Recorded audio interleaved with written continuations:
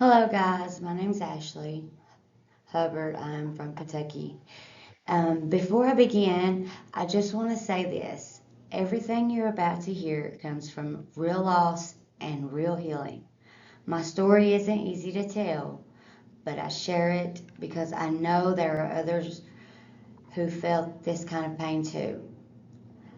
I hope that by opening up, I can help someone else see that even in the deepest grief, there's still a way forward. One small step, one sunrise, one breath at a time. Grief and loss related to incarceration, and I also had the death of my child because it kind of goes together. This presentation comes from a place that's really personal to me. I've lived through losing my daughter and later losing the chance to raise my son due to me being incarcerated and then my dad getting custody of him and him promising me that he would, never keep him from me and all that. Well, he ended up going behind my back and adopted him. Um, I've been sober for 3 years now, 3.5 years now, and haven't got to see my son but one time. So, losing the chance to raise my son has really put a toll on me. But these experiences changed me in ways I'm still trying to understand. This is my story about grief, loss, and the long road toward healing after incarceration.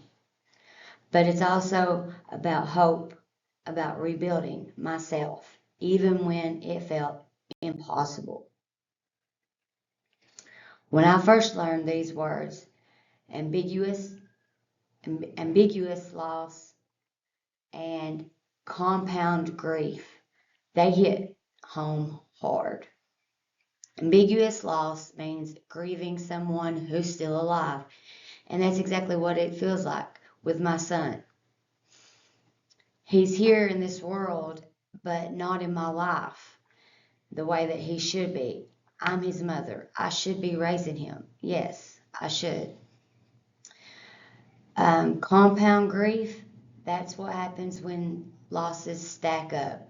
Losing my daughter and then my son in a different way created a kind of pain I didn't even know how to name, you know. But healing came slowly through my recovery, through my work, helping others, and through finding my voice again. And resilience, that's something I build every single day.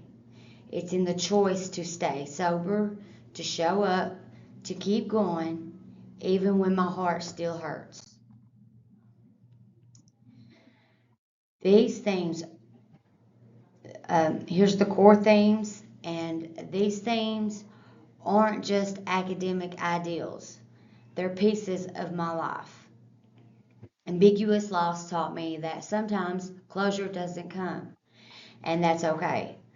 Compound grief showed me that pain can echo, but it can also shape strength. Healing began when I stopped running from my story and started using it to help others. And resilience, that's what keeps me standing. It's not about being unbreakable. It's about getting up after being broken and choosing love and life anyway. Symbols of hope and renewal. Each of these symbols means something to me. The candlelight is for my daughter. Her light still burns even though she's gone. The sunrise is for my new beginnings, getting out of prison, choosing sobriety, and finding my purpose where all new dawns in my life. And the heart-shaped hands, that's love. The kind of love that remains, even when we're far apart.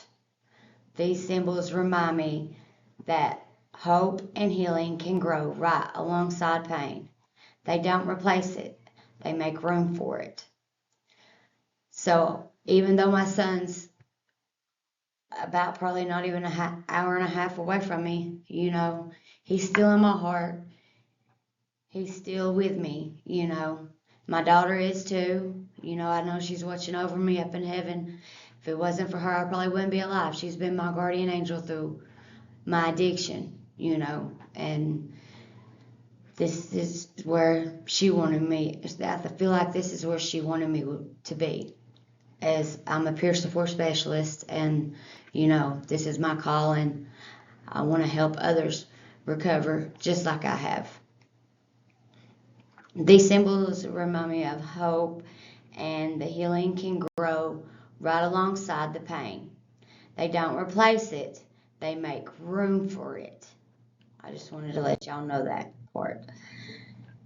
This quote says everything I believe. Healing doesn't mean I've let go of my daughter or my son. It means I've learned to carry them differently, with love instead of despair. I've turned my pain into purpose by helping others, by being there for people who are struggling, and by choosing every day to keep moving forward. Healing isn't about forgetting what happened. It's about finding meaning in it. And for me, that meaning is love.